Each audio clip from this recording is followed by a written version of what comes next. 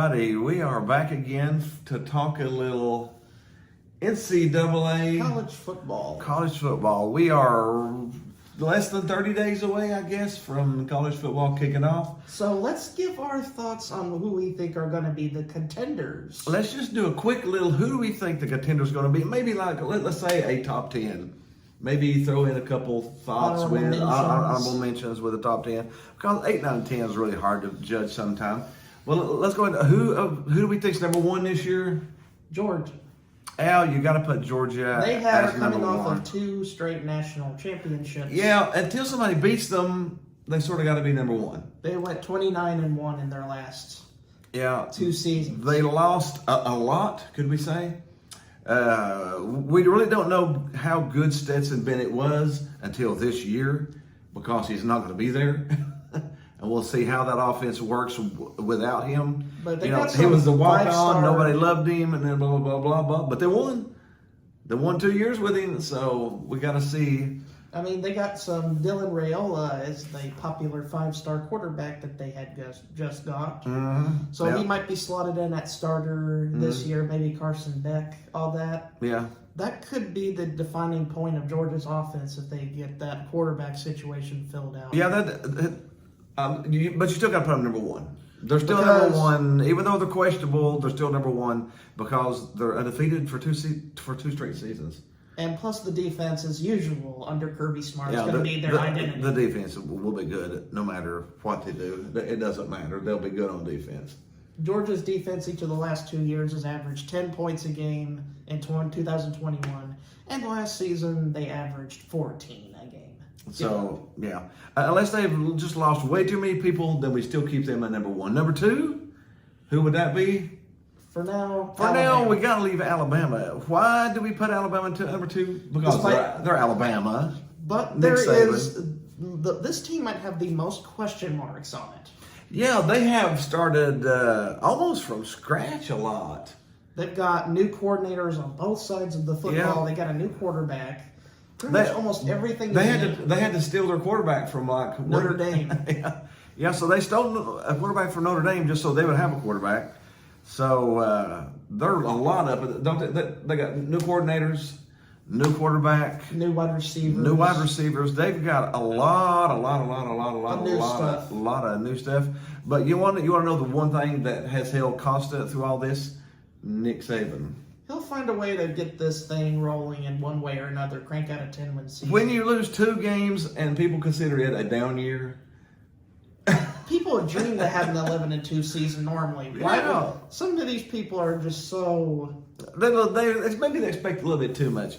But Nick Saban's Nick Saban, Alabama's Alabama, and as long as... Now, this could be... we could be seeing the beginning of the downfall. This could be the end of the Alabama run, but we don't know that yet. We don't know, really, until the season starts. So, until it starts, we got to leave them at number 2. Number 3?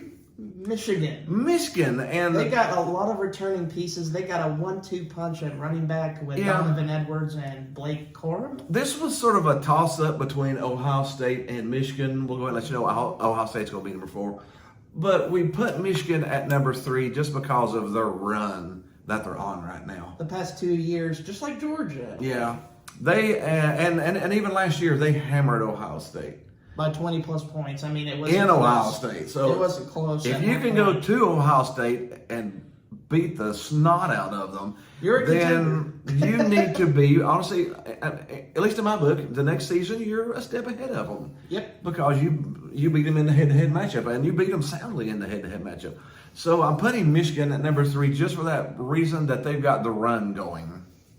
They got a good defense. They've also got a great offensive line. They've had one of the best offensive lines in football for the past few years. Yeah. And they got J.J. McCarthy coming back for another go-around. Yeah.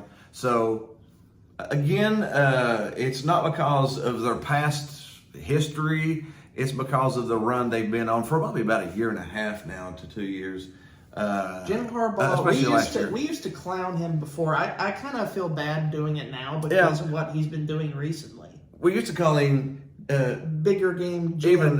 Bigger game Jim, because every time he got into a big game, he sort of choked it. But this time around, the past 2 years, that's not been the case. The last 2 years, they have. He has become a bigger game Jim. He is bigger game Jim. He gets in those big games and he wins those big games. He wins He wins Big Ten titles the past 2 years. So now going into Ohio State and hammer them like he did last year was a statement. That's emphatic. That's an emphatic statement. So we'll give that to him, and that puts us down to number 4. Ohio State, which is barely. I mean, it's just a little bit below Michigan. Again, the only reason we put them below Michigan is because of Michigan's head-to-head record against them in recent years. The last but Ohio State likes to ring their hat on one thing and one thing only: the O for offense. The offense. They tend to bring a quarterback in and make him look like Joe Montana. They got a quarterback drafted number 2 overall in the draft last year. So. Yeah, they've got a good offensive system that makes it look, and they've always got a sound defense too. So they're normally a good all-around team. It's just the last couple of years they haven't been that punch team. They haven't got finesse. They've been a little bit of finesse. While Michigan's been more physical. Yeah, Michigan bullied them last year a little bit.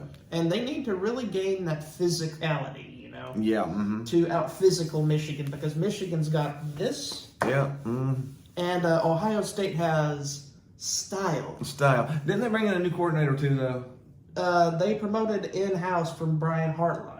Yeah. Who was the wide receiver coach. So they brought the wide receiver. So the offense is still going to be good because they kept it in-house. I think that's a big thing. If you've got somebody inside your system that fits the position good, why go pull a stranger off the street? We'll talk about that later on in the list because another instance happened about that. Another instance happened. But I think that Ryan Day has gotten a lot of heat for no reason. I mean, I know he hasn't won the Big Ten Conference in 2 years, but he's been to the playoffs just last year. Yeah, just went to the playoffs last year and almost snuck out a huge victory out of it too. Really, really close to taking down Georgia in round 1. Very close. People don't really know how close it was until you actually see it. Super close, yeah. They were up on them big for a while. Yeah, they just couldn't hang on to it because they don't have that punch and defense that they need. That Georgia had, but Ohio State just didn't have. Yeah. All right, jumping down to number 5, we're going to go ahead, and this is a little question. Well, we're going to go ahead and slide number 5 into Clemson there. Clemson is an interesting little story. And it's mainly because they brought in a new coordinator for probably the 3rd straight season. They've had a lot of turmoil there, but Garrett Riley, Lincoln Riley's younger brother, came over from TCU to Clemson. Yeah, see, TCU has had a pretty good system, and honestly, I like Tennessee. I like Clemson's young quarterback too. Cade Klubnik. He played against Tennessee in that game and took some lumps and bruises, but I think that might be very, very good for him. Because he took those lumps and bruises, because nothing's going to surprise him now. He's not going to come into a game and be overwhelmed by a superpower team. I mean, his first start was against Tennessee in the Orange Bowl. And he looked good when he came in against North Carolina. And I think that might be the quarterback you see this year, is that really good young quarterback. And like I said, they got a new coordinator coming in, so the coach and the quarterback, are basically new together. So I think that might work. Yep. The defense should always be a stalwart for them, as usual. Yeah, they've always got some good. Now they did lose their all-world defensive end to the draft, Brian Preseason. Yeah. So they do have some holes to fill. But the power there is just. It's Dabo Swinney. He's been there and done it, so he'll find a way. He'll definitely find a way. All right, and sliding to number 6, we'll go ahead and finish out number 6, the same as we ended up last year. And again, this is a toss-up between Tennessee and LSU, but we're going to put Tennessee as number 6 just because of the proven record, again, from last year. Tennessee finished up the season really, really strong. Their starting quarterback, Hooker, went down, which he's all he should have won the Heisman, but the injury took him out of the Heisman. This kind of shows you, we'll talk about it for another day, but the flaws of the system itself. Yeah. Tillman, their main wide receiver for last year, didn't play the majority of the year. Due to injuries. He didn't finish. And Hyatt didn't play the bowl game last year. Because he was prepping up for the draft. So Milton came in the last 3 games, and that's basically the same team that's coming back is that same team. Plus, they picked up a lot more young talent than what they had. Their offense, I think, is going to be explosive. It was last year. It led the country in points per game scored. Milton literally has a cannon. If he can just get that arm accuracy.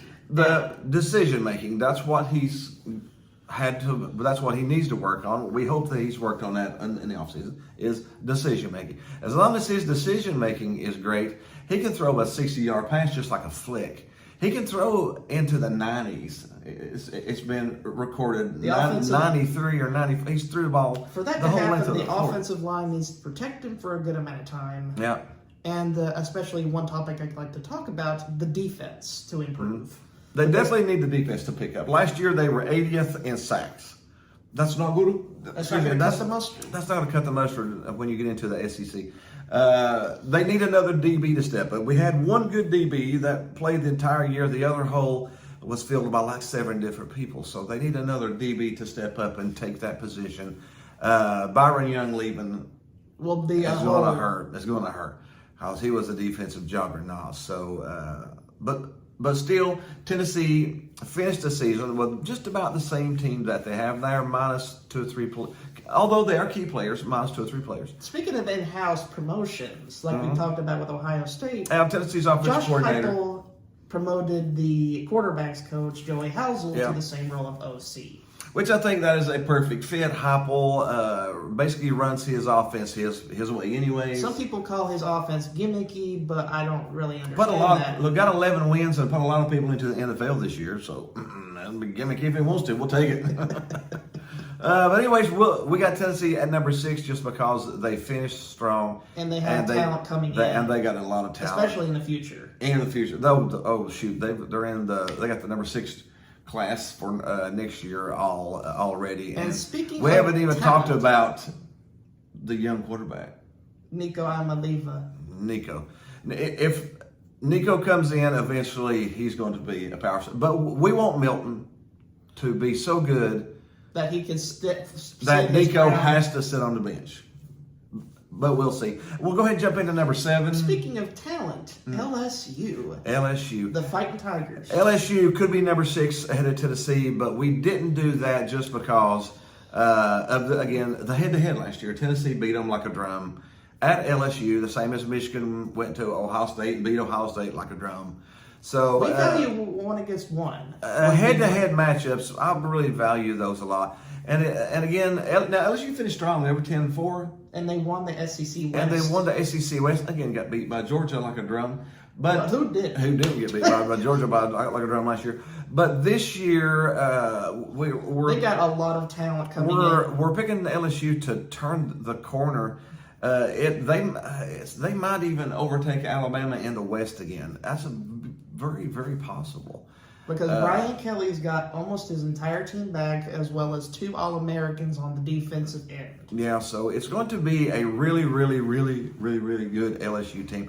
Really fun to watch. Please really don't fun face to watch. LSU at night. That's my recommendation. You do. Yeah, don't go to Death Valley and play them at night. That's just a death wish. That is a death wish. That's just playing against Neyland Stadium or Sanford Stadium or Bryant-Denny at night. It just screams pain. Now, this is Kelly's 3rd year too, isn't it? This is his 2nd year. It's his 2nd year. Oh gosh, I was already thinking. First year. I was already thinking it was his 2nd year. His first year he won 10 wins. And now he's going to try to build on that this year. Yeah, normally it takes to the 3rd year to get a good one, but yeah. Brian Kelly is about to get that LSU ship right on track. Yeah, I'm definitely thinking they're good there at number 7. Number 8. Who do we want to do at number 8? Penn State. Penn State, again, is one of those teams. Ultimate toss-up. It is a toss-up. They've got the talent to be at number 8. They have the talent. There's without a doubt. There's without a talent. They got a star quarterback off the bench. They got a good running back play. They got a solid defense. Yeah, I can't put them in the top 5 yet, though, until they beat somebody besides Utah. I mean, now don't get me wrong. They had a good season last year, but really their biggest win was Utah. In the Rose Bowl. In the Rose Bowl. They finished strong. They beat Utah in the Rose Bowl, but I can't put them in the top tier until they beat the Michigans, they beat the Ohio States, they beat the Alabamas, they beat the Georgias, they beat somebody. The big dogs. The big dogs. I can't put them into the top 5 until they beat a top 5. So. And the biggest problem, though, is that it's not really James Franklin's fault because his team plays, but Big Game James is a infamous slogan that we've used in the past. Big Game James. Us. Yeah, Big Game James started a long time ago because James Franklin does have a tendency to gag it in big games. I thought he was going to do it last year. I thought they started out so strong. I really thought that they were going to finish there in the end. And then when they play Michigan, they get rolled over and beat down. And then Ohio State. Don't get me started. Don't get me started on that. That was so they're not in that realm yet. They're not in a top 5 realm yet. So I mean, James Franklin also has to bring it upon himself to not underachieve in big games like this. I think the 8, 9, and 10 this year is sort of a toss-up. It's hard to. We're just putting people in because they have the potential to do that. To do this. Okay, so let's go ahead and jump to number 9 here. Number 9 is USC. USC. Maybe. Oh my goodness! Not a USC fan. Even though the offense has a lot of hype. Yeah. I'll give them this. The offense has a lot of hype. The offense has a lot of hype. I think it's sort of over. I mean, again, the potential. We're doing this because of the potential. They do have the potential to be a top 10 team. They lost 3 out of 4 to finish the year, though, which is tough Very for me. Skeptical, and there are character issues with the quarterback there's and the head coach. There's character issues all over that team, which hurts me more than the misplay does when your team doesn't have character. One thing that talent-wise, they're right on track. We'll put them right there at number 9 because they have the potential to come in. But one thing you gotta fix is that defense. That defense was smelly, hot, flaming garbage. It was pretty bad, yeah. When you give up 46 and blow a 15-point lead to Tulane at the end of the year, that should show you that you need a lot of issues to fix. Yes, there is a lot of issues to fix. And Lincoln Riley's not known for his defense or loyalty. Apparently, I'm just not a big fan of loyalty. I'm a big fan of loyalty. I'm a big fan of character and loyalty. And honestly, that team doesn't have very much of it. From the head coach to the. Do you know what the phrase I use? Sorry, any USC fans out there, but I'm just not a fan of USC right now. And the phrase I used for Lincoln Riley when I talked to you in the car, snake in the grass. Easily, I don't know. But anyways, look at that. We had them at number 9. Apologize to any USC fans. Who do we got at number 10? This one was really a toss-up because we really had to throw things in the air. Yeah. But we might have to go with Oregon here. Yeah, we'll probably put Oregon at number 10. Again, this could have been just some honorable mentions. This could have been Florida State. This could have been Utah. This could have been 2 or 3 other teams. But we went with Oregon just because, again, they finished 10-3 in a pretty competitive Pac-12. And I think the Pac-12 this year is going to be even better than it was last year. Primetime football. Primetime football. They've got Washington. Washington might be a top 10 team. I mean, they might, Washington. The Pac-12's got a lot of competitive flair. Yeah, Washington might start out as number 12 or 13, and then they might end up inside the top 10 by halfway through the season because they've got a strong team. Utah can do it. Oregon can do it. USC can do it. But right now, we'll just pull Oregon out because. So we got Bo Nix coming back for his last season. And we got a bunch of experience. The reason. Experience. They got a 5th-year senior quarterback in a system he's been in now for 2 years. And he's a leader. He really sort of came into his own last year. Because after that blowout loss to Georgia, they only lost 2 games the rest of the year. So that was really good. Anyways, that is our top 10 starting out for the 2023-2024. Praising yet critical. You bring it out. No team's perfect, but you got to throw out your top 10. See what you think about it. So be sure and hit the like with us. Hit the subscribe. We're gonna be throwing our shows. Hey, we're gonna be on the new Severe.tv. Our new network for new Austin Weekend material. On TV. We're gonna have Austin Weekend material on TV. So be sure to check it out at Severe.tv. And we will see you next time. See you next time.